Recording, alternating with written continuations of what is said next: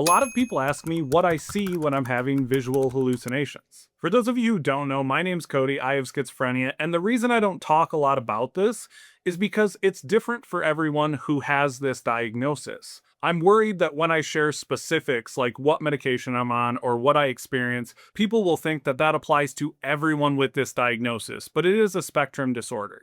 I think it's important to acknowledge that before I get into the specifics, but in my own experience, I hallucinate what I would consider like everyday interactions with people. Sometimes they're more upsetting and angry and frustrating. Sometimes it's just regular conversation.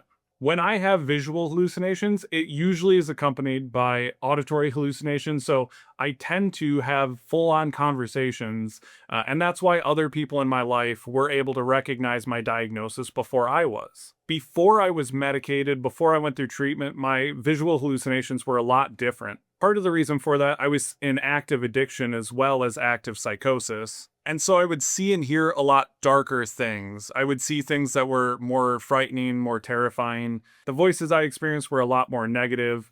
And it was just very different once I got medication, access to treatment, access to care. And if you talk to another individual with schizophrenia, it's likely that they have very different experiences. There are several other content creators who share their experience, some of which just see floating faces, some of which I've heard have experienced people that they know or recognize as visual hallucinations. So it's really going to be an individualized experience, just like medication, treatment, and everything else involving mental health and mental illness.